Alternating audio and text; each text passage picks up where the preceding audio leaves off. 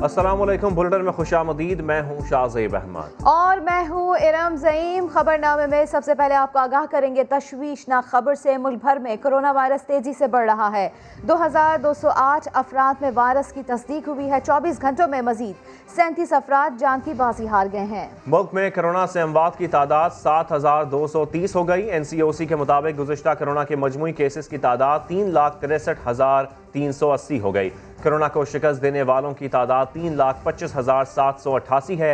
Active cases की तादाद 30,362 है। कराची की डाउ यूनिवर्सिटी में कोविड लैब के in charge professor doctor Saeed Khan ने खबरदार किया है कि कोरोना केसेस तेजी से फैल रहे हैं। जनवरी में हालात बुरे हो सकते हैं। साथ ही बताया कि री इन्फेक्शन के केसेस भी आ रहे हैं। का फिनोमिना इमर्ज हो रहा है, तो ऐसे काफ़ी लोग हैं जिनमें दोबारा इस बीमारी की तशख़ीस हुई है। जो लोग पहले ये समझ रहे थे कि हमें इन्फेक्शन हो गया, हम सेहतयाब हो चुके, अभी हमें मास्क पहनने की कोई ज़रूरत नहीं है और हम बिल्कुल महफूज हैं, तो ये उनकी खामख्याली है। अब वक्त के साथ साथ ये अपने आप को एडॉप्ट कर रहा है कि किस तरह ये इंसानों में बीमारी फैलाता जाएगा और लॉन्ग टर्म फैलाता जाएगा। पाकिस्तान में 35% लोग हैं जो कोविड को मानते हैं कि कोविड एक बीमारी है और कोरोना एक वायरस मौजूद है। बाकी 65% लोग ऐसे हैं जो कहते हैं कोरोना कोई चीज़ ही नहीं है।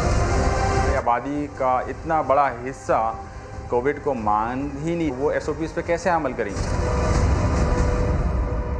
क्या कोरोना से मुतासरा एक शख्स दोबारा भी कोरोना का शिकार हो सकता है? खैबर मेडिकल यूनिवर्सिटी के वाइस चांसलर और तिबी माहिरीन का मानना है कि एंटीबॉडीज़ ख़त्म हो जाए तो कोरोना का मरीज़ 4 माह बाद दोबारा इस मरज़ का शिकार हो सकता है। रहम यूसुफजई ने उनसे बात की है, आइए सुन लेते हैं। एक 40 साल का बंदा जिसको पिछले जो वेव था यानी जून के अंदर वो पॉजिटिव आ गया और उसके बाद फिर वो नेगेटिव हो गया, फिर एंटीबॉडीज़ भी डेवलप होगी। दोबारा जब हमने देखा तो अभी भी दोबारा उसको वही सिम्टम्स हुए, बल्कि पहले से सिम्टम्स ज़रा ज़्यादा थे। और ये कि दोबारा PCR 2 जगह से हमने कंफर्म किया। जितनी इन्वेस्टिगेशन थी वो सब हमने की, तो हम दोबारा इस नतीजे पर पहुँचे कि वही बंदा है जिसको 2 दफ़ा री इन्फेक्शन हुआ। इस तरह और भी केसेस हो सकते हैं, लेकिन ये चूँकि इसके पास हमारे पास डॉक्यूमेंट सारे मौजूद थे, अब कह सकते हैं कि एक दफ़ा आपको इन्फेक्शन हुआ तो आपको री इन्फेक्शन भी हो सकती है। वज़ीर सेहत पंजाब डॉक्टर यास्मीन राशिद कहती हैं अभी तक कोरोना री इन्फेक्शन के ठोस सबूत सामने नहीं आए। लाहौर में समा से बात करते हुए उन्होंने कहा अभी इस सिलसिले में तहकीक जारी है, हतमी तौर पर कुछ नहीं कहा जा सकता। हमारे पास कोई ठोस किस्म का कोई ऐसा एविडेंस नहीं आया सामने। कुछ सुना है कि जी कुछ केसेस जो हैं वो सामने आ रहे हैं। जब तक हमारे पास कोई ठोस एविडेंस नहीं आएगा अभी तक उस पर कमेंट करना मुश्किल है। लेकिन दुनिया के अंदर देखा गया कि शायद एक म्यूटेशन हो गई है इस वायरस के अंदर और म्यूटेट होने की वजह से ये वायरस दोबारा इन्फेक्ट कर रही है। और ये अभी मेरा ख्याल है जब तक इस पर कोई साइंटिफिक एविडेंस नहीं आएगा मुनासिब नहीं है कि मैं इस पर कोई कमेंट करूँ। और सिटी कोर्ट कराची ने मज़ार-ए-कायद पर नारेबाजी और बेहुरमती केस में मरियम नवाज और कैप्टन रिटायर्ड सफदर के खिलाफ मुकदमे को खारिज करने का हुक्म दे दिया है। आपको याद दिलाते चले कि पुलिस ने तफ्तीश में मुकदमे को झूठा और बेबुनियाद करार दिया था। मरियम नवाज और कैप्टन रिटायर्ड सफदर के खिलाफ मुकदमा खारिज करने का ये हुक्म दिया गया है। मज़ार-ए-कायद पर नारेबाजी और बेहुरमती का ये केस, और ऐसे में सिटी कोर्ट कराची ने केस को खारिज करने का हुक्म दिया है। बात कर लेते हैं इरफान हक से। इरफान, आगाह कीजिएगा इस बारे में। देखिए, जो पुलिस ने B क्लास की रिपोर्ट पेश की थी, अदालत ने वो मंजूर की है। इस हवाले से दोनों तरफ से जो वकला हैं उन्होंने अपने दलाइल दिए थे। जो कैप्टन सफदर के वकला हैं उनका ये कहना था कि पुलिस ने अपनी तफ्तीश मुकम्मल की और पुलिस की रिपोर्ट मंजूर की जाए, क्योंकि ये साबित हो चुका है कि मुद्दई मुकदमा वहाँ पर मौजूद नहीं था। इसलिए उसकी जानिब से जो इल्ज़ाम लगाए गए हैं हंगामा आराई के, धक्का देने के, धमकियाँ देने के, और ये सारे इल्ज़ाम झूठे हैं, इसलिए ये मुकदमा खारिज किया जाए। इस तरह जो मुद्दई मुकदमा है उनके वकला की जानिब से इसकी हिफाजत की गई थी। तमाम अदालत ने फैसला जो महफूज किया था वो सुना दिया है और अदालत ने पुलिस की रिपोर्ट मंजूर कर दी है। बहुत शुक्रिया इरफान हक, अपडेट किया आपने। आगे बढ़े और आपको बताएं, आज़ाद कश्मीर में 20 नवंबर से 15 दिन के लिए मुकम्मल लॉकडाउन लगाने का फैसला कर लिया गया है। तमाम तालीमी इदारे, बाजार, होटल और रेस्टोरेंट्स बंद रहेंगे। सरकारी दफातर में 50% हाजिरी यकीनी बनाई जाएगी। आज़ाद कश्मीर में कोरोना वायरस के हमले शदीद। काबीना ने 15 दिन के लिए मुकम्मल लॉकडाउन का फैसला कर लिया। काबीना के मुताबिक 20 नवंबर से 5 दिसंबर तक स्कूलों समेत तमाम तालीमी इदारे, बाजार, दफातर, होटल, रेस्टोरेंट, शादी हॉल्स और खाने पीने की दुकानें बंद रहेंगी। बैंकों और सरकारी दफातर में हाजिरियां 50% रखी जाएंगी। सिर्फ लाजमी खिदमात का कारोबार SOPs के तहत जारी रखा जा सकेगा। फैसले के मुताबिक शादी ब्याह और दीगर तकरीबात पर मुकम्मल पाबंदी होगी। मजहबी इज्तिमात और नमाज जनाजा मुकम्मल SOPs के तहत होंगे। काबीना को ब्रीफिंग में बताया गया कि आज़ाद कश्मीर में कोरोना की सूरत हाल खतरनाक हदों को छूने लगी है। दारुल हुकूमत मुजफ्फराबाद में मुस्बत केसों की शरह 19% तक पहुँच गई है। सूरत हाल के पेश नज़र काबीना ने आज़ाद कश्मीर के तमाम अजला में बैक वक्त लॉकडाउन का फैसला किया। काबीना के मुताबिक वादी के तमाम दाखिली रास्तों पर सख्त स्क्रीनिंग की जाएगी। काबीना ने बैरून मुल्क और वादी के बाहर मुकीम कश्मीरियों से आज़ाद कश्मीर का सफ़र न करने की भी दरख्वास्त की है। पाकिस्तान कोरोना वैक्सीन की एडवांस बुकिंग करेगा। वज़ीर आज़म ने मंजूरी दे दी। बरतानवी माहिरीन ने खबरदार किया है कि कोरोना की दूसरी लहर बच्चों को ज़्यादा मुतासर कर सकती है। और आपको बताएं, वज़ीर आज़म इमरान खान फैसलाबाद का दौरा करेंगे, सनतकारों से मुलाकात करेंगे। बरामदात में इजाफे के लिए टेक्सटाइल सेक्टर की वज़ीर आज़म से क्या उम्मीदें हैं, जानते हैं अब्दुल अहद की इस रिपोर्ट में। बिजली में बड़े रिलीफ के साथ सनती शहर की फैक्ट्रियों की रौनकें बहाल होते ही वजीर आजम इमरान खान ने फैसलाबाद के दौरे का ऐलान कर दिया। सनतकारों ने वजीर आजम के दौरे से कई उम्मीदें बांध ली। जब इलामा इकबाल इंडस्ट्रियल एस्टेट का इफ्तिताह करने के लिए इमरान खान साहब आए थे तो उन्होंने एक तोहफा दिया था, उसका इफ्तिताह करके टेक्सटाइल मिनिस्टर का मुतालबा किया जाएगा। हमें जो सबसे बड़ी उम्मीद है वो यही है कि 13 अरब रुपए का जो पैकेज है वो हमें मिल जाएगा और हमारे फैसलाबाद शहर के लिए बेहतरी के लिए तरक्याती कामों में वो एक अहम किरदार अदा करेगा। सनतकार पुरुमीद हैं कि वजीर आजम सनती तरक्याती पैकेज का भी ऐलान करेंगे। सबसे बड़ी उम्मीद ये है कि हमारे रॉ मटेरियल की दस्तयाबी को आसान और बेहतर बनाया जाएगा जो और हमारे बिजली के रेट्स के लिए मज़ीद जो इसमें नाजायज़ सरचार्जेज है इसको ख़त्म करने का प्राइम मिनिस्टर साहब से रिक्वेस्ट करेंगे। पावर लूम को रिप्लेस किया जाए एयर जेट लूम के साथ, शटलेस लूम के साथ। वज़ीर आज़म को Faisalabad industrial state development and management company में जारी तरक्याती कामों पर भी ब्रीफिंग दी जाएगी। कैमरामैन हाफिज अवैस के साथ अब्दुल अहद, सामा, फैसलाबाद। पाकिस्तानी कपड़े की डिमांड बढ़ने से टेक्सटाइल एक्सपोर्ट में कई गुना इजाफा हो गया। सिर्फ फैसलाबाद के लिए 16,000 से ज्यादा नई पावर लूम्स की बुकिंग हो गई। मुईशत पैरों पर खड़ी होने लगी। एक बार फिर दुनिया भर में पाकिस्तानी कपड़े की धूम।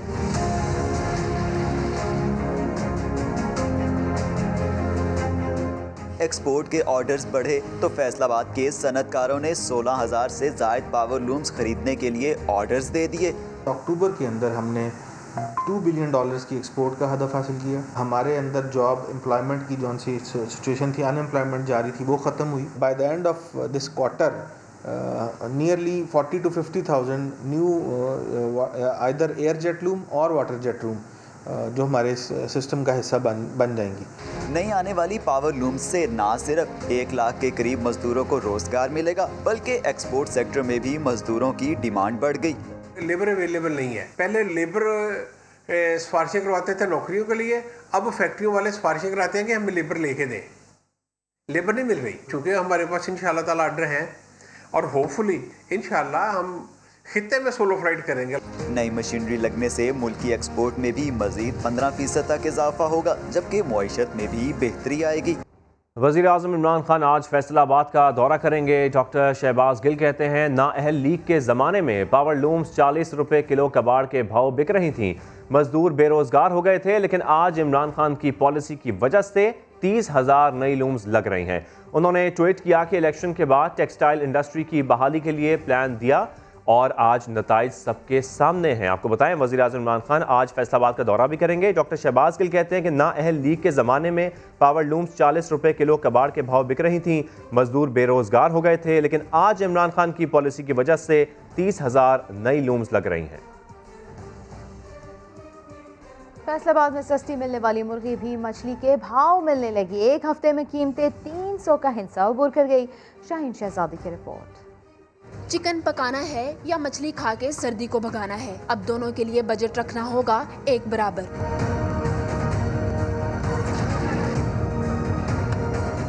फैसलाबाद में मुर्गी के रेट ट्रिपल सेंचुरी क्रॉस करके मछली की कीमतों तक पहुंच गए। मुर्गी 322 और मछली 320 रुपए फी किलो मिलने लगी। शहरी भी मछली की खरीदारी को तरजीह देने लगे। मछली और मुर्गी का एक ही रेट है। मेरे ख्याल में मुर्गी ज़्यादा महंगी है मछली से, लेकिन मछली अच्छी है और मौसम भी सर्द है, तो इसलिए मछली खा रहे हैं। शादियों के सीजन में चिकन की रोज बरोज बढ़ती कीमतों पे दुकानदारों का क्या कहना है, वो भी सुन लीजिए। शादी ब्याह का सीज़न चल रहा है, लेकिन इसका हमें कोई फ़ायदा नहीं। ये प्रॉपर रेट बढ़ने से ना हमारी दुकानदारी पे बहुत ज़्यादा फ़र्क पड़ रहा है। जो गरीब आदमी है वो तो अपने घर के गुजारे के लिए कंडे और सिरे भी ले लेता है, लेकिन आम आदमी के पहुँचे माल ना अब दूर हो चुका है। एक हफ्ते में चिकन की कीमतों में 50 रुपये से ज़ायद तक का इजाफा देखने में आया है। महंगाई के अदाद शुमार ने मछली खाने और मुर्गी उड़ाने वालों की जेब को एक पेज पे ला खड़ा किया है। गोया मछली मुर्गी एक बराबर। कैमरामैन रिजवान साबरी के साथ शाहीन शहजादी, समा, फैसलाबाद। पेशावर में भी मुर्गी की कीमत कंट्रोल से बाहर हो गई है। फ़ी किलो मुर्गी 241 रुपये में फ़रोख्त होने लगी। वजह क्या है, जानते हैं अब्दुल रहमान की इस रिपोर्ट में। महंगाई से जहां दीगर अशिया खुर्दोनोश की कीमतों में इजाफा हुआ, वहीं पेशावर में मुर्गी की कीमतें आसमान से बातें करने लगीं और गुज़िश्ता साल ज़्यादा से ज़्यादा 232 रुपये किलो का रिकॉर्ड भी तोड़ दिया। इस वक्त मार्केट में जिंदा मुर्गी के निर्ख 241 रुपये तक पहुँच गए। अफगानिस्तान जा रही इधर से कोरमा एजेंसी की रास्ते से बड़े बड़ी गाड़ी, उसमें 30,000 किलो 20,000 किलो जाता है, तो उस वजह से मार्केट में शॉर्टेज है। शहरी मुर्गी के नरखों में मुसलसल इजाफे से परेशान। कभी 231 तो कभी 241। महीना पहले जो था वो तकरीबन 131 रेट चलता था, अब दिन ब दिन 10 रुपये महंगा होता जा रहा है। ये चिकन पहले 250 का था, अभी 400 और 24 रुपये का खरीदा है, तो बस महंगाई बहुत ज़्यादा है। ताजरों का मौक़िफ़ है कि अफगानिस्तान मुर्गी की बरामद बंद न हुई तो कीमतों में मजीद इजाफा मुतवक्को है। कैमरामैन ज़काउल्लाह के साथ अब्दुल रहमान, समा, पेशावर। और अब PSL 5 की बात कर लेते हैं, जिसके फाइनल में कराची किंग्स ने लाहौर कलंदर्स को आउट क्लास करके पहली बार टाइटल अपने नाम कर लिया और बाबर आजम ने कराची किंग्स को PSL का चैंपियन बना दिया। फाइनल में शानदार 50 स्कोर की बेहतरीन खिलाड़ी का अवार्ड भी बाबर आजम के नाम रहा। बलूचिस्तान इल्म की रोशनियों से मुनव्वर होने लगा। सूबे के पसमानदा जिले कच्ची में मॉडर्न स्कूल तालीम आम कर रहा है। देखते हैं मुजीबुल्लाह की ये रिपोर्ट। बलूचिस्तान, जिसे तालीम के मैदान में पसमानदा सूबा समझा जाता है, कोयटा से 300 किलोमीटर के फासले पर वाक़या जिला कच्ची के इलाके सनी शुरान में सूबाई वज़ीर तालीम सरदार यार मोहम्मद रिंद ने जदीद सहूलियात से आरास्ता मॉडर्न स्कूल कायम करके इस सोच को गलत साबित कर दिया।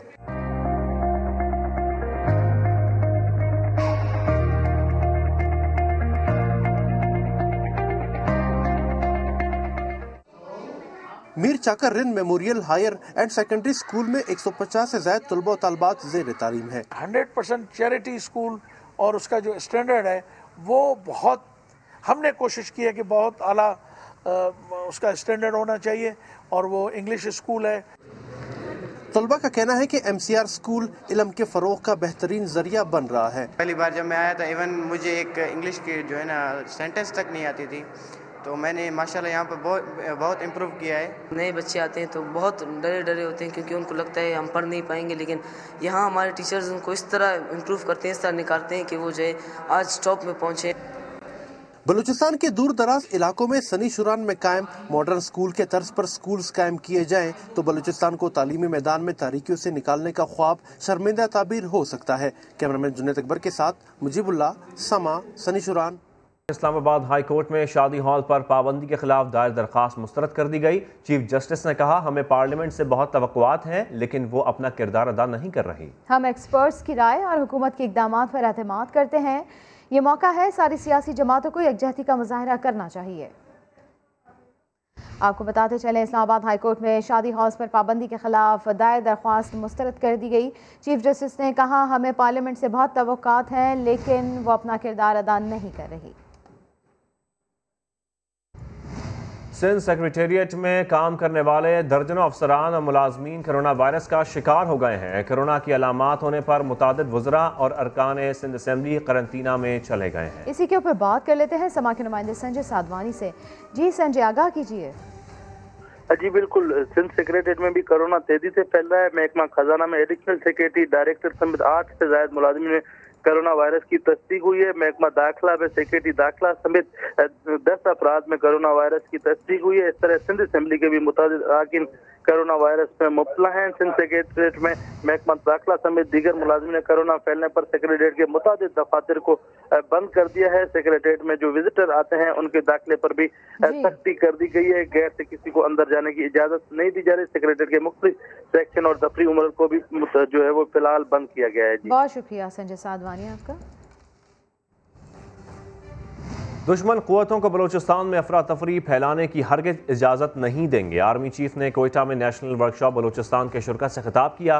कहा, पाकिस्तान का अमन और खुशहाली जमहूरियत और इसकी इक़दार से जुड़ी है। इस्लामाबाद से उस्मान खान की report. Army chief general Qamar Javed Bajwa का क्वेटा का अहम दौरा। कौमी वर्कशॉप बलूचिस्तान के शुरका से दबंग खिताब। सिपह सालार बोले, मुल्क दुश्मन अनासिर सूबे में दहशत गर्दी और अफरा तफरी को हवा दे रहे हैं, लेकिन उन्हें इसकी किसी सूरत इजाज़त नहीं देंगे। बलूचिस्तान की समाजी और मुआशी तरक्की को अमन व इस्तेहकाम के लिए इंतहाई अहम करार देते हुए कहा, इस मकसद के हसूल के लिए तमाम स्टेक होल्डर्स कोशां हैं। ISPR के मुताबिक आर्मी चीफ ने वाज़ेह किया कि मुल्क का अमन और खुशहाली जमहूरियत और जमहूरी इक़दार से जुड़ी हुई है। पाक अफगान और पाक ईरान बॉर्डर पर बाड़ लगाने के इक़दामात और सूबे की मजमूई सिक्योरिटी सूरत हाल पर भी इजहार ख्याल। जनरल कमर जावेद बाजवा ने कहा, क्वेटा सेफ सिटी मंसूबा शहर की सिक्योरिटी सूरत हाल में बेहतरी लाएगा। सिपह सालार को क्वेटा स्कूल ऑफ इन्फेंट्री में नए तरबियती मॉड्यूल्स और ऑनलाइन निज़ाम पर ब्रीफिंग भी दी गई। आर्मी चीफ ने असातिज़ा और तलबा पर जोर दिया कि वो खुद को जदीद जंगी रुझानात के मुताबिक ढालें। नून लीगी तर्जुमान मोहम्मद जुबैर कहते हैं कि वज़ीर आज़म इमरान खान पार्लियामेंट में आकर अपोजिशन को इंतखाबी इस्लाहात की दावत दें, हम 100% तैयार हैं। प्रोग्राम नदीम मलिक लाइफ में उनका कहना था कि इमरान खान NRO का जिक्र ना करें। ओ भाई 100% सपोर्ट करते हैं। इमरान खान आए, इमरान खान आके हाथ मिलाएं। एक सेकंड, इमरान खान आए, मैं बड़ा सिंपल सा सोल्यूशन देते हैं। असेंबली में खड़े हों, अब पहले आके जब वो फ्रंट लाइन में खड़े बैठे होंगे हमारे लीडर्स, उनसे हाथ मिलाएं, फिर कहें कि जी हम इलेक्टोरल रिफॉर्म्स करना चाहते हैं और हम एक अपनी स्पीकर साहब को कह रहे हैं कमेटी बना रहे हैं और आप भी नॉमिनेट करते हैं अपने लोगों को। आप खुद NRO को बीच में क्यों घसीट के लेके आते हैं? हम तो NRO का लफ्ज ही नहीं यूज करते हैं। और IG सिंध का अगवा कब और कैसे हुआ? गवर्नर सिंध इमरान इस्माइल ने सवाल उठा दिया। प्रोग्राम आवाज़ के मेज़बान अली हैदर से इंटरव्यू में कहा, हमने सिंध पुलिस में ऐसा होते हुए कभी नहीं देखा। ऐसा लगता है जो कुछ हुआ वो मंसूबे के तहत हुआ। ना IG साहब FIR कटाने के मूड में है, ना वो किसी का नाम लेने के मूड में है। वो सिर्फ जो है वो एक ये शुरू हो गया कि IG अगवा हो गया। मुझे बताएं, पुलिस के ऊपर किसने प्रोब किया, किसने मालूम पता किया कि ये कैसे हुआ था, कब हुआ था, IG साहब ने कब इनिशिएट किया, उनके साथ जो लोग जिन्होंने इस्तीफे दिए उनको किसने फ़ोन किया, कोई तो कम्युनिकेशन हुई होगी। देखे ना, हमने तो कभी नहीं देखा ये इस तरह होते हुए पुलिस में। So this time it happened and it happened with a plan. Sher Babar Awan ने समा को इंटरव्यू में कहा है कि मरियम नवाज के फौज में बगावत के बयान से नून लीग पर पाबंदी लग सकती है। PDM टूट चुकी है, अब सिर्फ फसाद बाकी रह गया। नवाज शरीफ ने साल में एक मरतबा भी डिस्प्रिन नहीं खाई। उनका इलाज कॉफी शॉप्स और पार्कों में जारी है। वज़ीर-ए-आज़म इमरान खान के मुशीर पार्लिमानी अमूर डॉक्टर बाबर अवान साहब हमारे साथ मौजूद हैं। बाबर साहब, PDM जलसे करती जा रही है, क्या मुस्तकबिल है PDM के जलसों का, और हुकूमत को क्या PDM के इन जलसों से कोई फ़र्क पड़ रहा है? जलसों के दो पहलू हैं। पहला तो ये है कि जो 11 पार्टियां रेंट अ क्राउड के ज़रिए से और रिलीजियस सेमिनरीज के ला के बच्चे जो बढ़ते थे मैदान, 37 लोग दुनिया से चले गए। और इसके ऊपर भी कोई अगर पॉइंट स्कोरिंग करना चाहता है क्राउड रेंट करके, तो वो करता रहे, फिर वो कौम देख रही है उसको, और उसका वही असर होना है जो GB के इलेक्शन में हुआ है। इस वक्त डिसअरे में है, PDM टूट चुका है, सिर्फ उसका अगला जो फसाद है वो कायम रह गया है। 3 नुकात थे उनके पास। पहला, अब नुक्ते ढूंढने के लिए उन्होंने टीम बिठाई है कि अब और क्या हम करेंगे। पहला नुक्ता ये था कि फौज इलेक्शन में मुदाखलत करती है। GB के इलेक्शन में फौज तैनात नहीं की गई, रेंजर्स तैनात नहीं किए गए, ना अंदर किसी पोलिंग स्टेशन के और ना बाहर किसी पोलिंग स्टेशन के, बल्कि 1000 से ज्यादा पुलिस वाले सिंध से लाए गए थे। इससे ज्यादा फेयर, फ्री, ट्रांसपेरेंट, आप खुद वहां पे थे और समा वहाँ पे था, बाकी टेलीविजन वहाँ पे थे, कोई इलेक्शन नहीं हो सकता। उसमें उनको हैंड्स डाउन शिकस्त का सामना करना पड़ा। उनका जो GB के प्रेसिडेंट हैं या उनके पिछले जो चीफ मिनिस्टर हैं, उन्होंने ये कहा है कि सिंध गवर्नमेंट ने करोड़ों रुपए ला के यहाँ पे लगाए हैं। उससे पहले बिलावल ने ये कहा कि जी हम तो नहीं मानते जो नवाज शरीफ ने कहा था, वो सबूत पहले पेश करें। तीसरा पहलू बहुत इंपॉर्टेंट है, वो पहलू ये है कि किस बात पे लोग बाहर निकलेंगे। वो कहते हैं शेरों बाहर निकलो, बुढ़ा शेर भागा हुआ है। वो कहते हैं शेरों बाहर निकलो, बच्चा शेर भागा हुआ है, दूसरा बच्चा शेर भागा हुआ है, समधी शेर भागा हुआ है, भतीजा शेर भागा हुआ है, दामाद शेर भागा हुआ है। तो किस बात पे लोग बाहर निकलेंगे कि ये भगोड़े और मफरूर जो कानून को मतलूब लोग हैं उनके लिए लोग बाहर निकलेंगे? उनकी बिल्ली थैले के अंदर बंद रखी हुई थी कि हमारे पास एक खास पत्ता है जो हम खेलेंगे, वो मरियम साहिबा ने खेल दिया है। और वो पत्ता ये था कि फौज को उन्होंने पहले ये कहा कि उसके रैंक्स में अंदर बगावत हो, इसके ऊपर तो पार्टी पे पाबंदी लग सकती है। मैं आपको बता रहा हूं कानून ये है। दूसरा ये है, उन्होंने साथ ये कहा कि अब फौज इस हुकूमत को घर भेजे और उसके बाद हम उनसे बात करेंगे। क्या ये कोई मफतूआ इलाका है जिसके अंदर आप फ्रीडम फाइटर हैं और आप मुतालबे कर रही हैं? आपने क्या समझा हुआ है इस मुल्क को, एथियोपिया? ये मुल्क एक आईनी मुल्क है, इसमें आईनी इदारे हैं, आईनी तरीका कार है। इस वक्त सूरत हाल है अमली तौर पे वो ये है कि मुल्क में पीडीएम नाम की कोई तहरीक मौजूद नहीं है। चंद मफरूरों को बचाने के लिए उनके चंद वजीफा ख्वार लगे हुए हैं जो मोदी के बयानिए को आगे बढ़ा रहे थे, जिसको लोगों ने मुस्तरद कर दिया। सेनेट इंतखाबात में हॉर्स ट्रेडिंग को रोकने के लिए शो ऑफ हैंड्स का फैसला किया। क्या माजी में हॉर्स ट्रेडिंग होती थी? अच्छा, सेनेट इलेक्शन में एक तो खरीदो फरोख्त के इल्ज़ाम लगते हैं। मैं खुद 11-12 साल रहा हूँ, इसलिए मुझे पता है कि गिनती में भी बड़ी गड़बड़ होती है। पॉइंट्स पे हारे हुए लोग जीत जाते हैं, जिनको नहीं पता होता वो हार जाते हैं बेचारे। हर इलेक्शन में ऐसा हुआ है। जो भी ये बड़े बड़े हैं ना, जब मुल्क से बाहर जाते हैं तो बैरून मुल्क पाकिस्तानी इनको रिसीव करते हैं, उनकी गाड़ियाँ, उनके खाने, उनके खाबे, उनके घर, उनकी सहूलतें, और इसाक डार ने तो कमाल कर दिया, काजी फैमिली के अकाउंट्स भी इस्तेमाल कर गया। तो ये सारे जो हैं वो 90 लाख 1 करोड़ से थोड़ा सा कम है, वो लोग इंतज़ार कर रहे हैं आपको। वो हमारा इंतखाबी वादा भी था पाकिस्तान तहरीक इंसाफ का, वो पूरा हो रहा है। अगर ये इससे मुख करते हैं तो इसका मतलब ये है कि ये गड़बड़ चाहते हैं सेनेट के इलेक्शन में। अगर ये मुख करते हैं तो फिर जो जिस तरह खड़े होकर ये ऐलान करते रहे ना, हमने देखो तुम्हें गवर्नमेंट नवाज शरीफ को कहा, आसिफ साहब ने तुम्हें गिरा के दिखा दिया, हमने तुम्हें बलूचिस्तान में हुकूमत और वगैरह वगैरह। तो इस सब का रास्ता रोकने के लिए आपके कप्तान ने यह फैसला किया है, जो एम्पायर है वो न्यूट्रल होना चाहिए, और न्यूट्रल एम्पायर हो सकता है शो ऑफ हैंड के जरिए से सेनेट के इलेक्शन। पता हो किसने किधर वोट दिया है। बाबर साहब, हुकूमत कहाँ तक पहुंची है नवाज शरीफ को वापस पाकिस्तान लाने में? क्या कामयाब हो जाएंगे? 100% नवाज शरीफ की वापसी का चांस है। इसीलिए आपने देखा कि उन्होंने ताज़ा कहा है कि उनके गुर्दे में भी अब तकलीफ हो गई है। वो अपनी मेडिकल हिस्ट्री वहां पे बिल्ड कर रहे हैं ताकि इंडेफिनेट स्टे मांग सके। नहीं हो सकता, इसलिए कि 1 साल के अरसे में एक दफ़ा डिस्प्रीन भी नहीं ली नवाज शरीफ ने, और अपना इलाज वो महंगे कॉफ़ी शॉप्स के ज़रिए से और महंगे शॉपिंग मॉल्स के ज़रिए से और महंगे पार्कों में सैर के ज़रिए से वो करते रहे। उनके पास कोई ग्राउंड नहीं है। और फिर बरतानिया में भी बदला हुआ है सारा का सारा माहौल। ऐसा नहीं हो सकता कि वो कहें कि हम चाहते हैं कि एक सॉवरन कंट्री के अंदर एक मुलजम जो सज़ा याफ्ता है वो जाके सज़ा पूरी नहीं करेगा, और चूंकि उसके पास पैसे हैं चोरी के बहुत सारे, इसलिए वो यहीं पे रहेगा। वापसी का चांस नहीं है, 100% चांस है। वक्त इतना ही। एक ब्रेक के बाद हाजिर होंगे हेडलाइंस के साथ। देखते रहिए समा।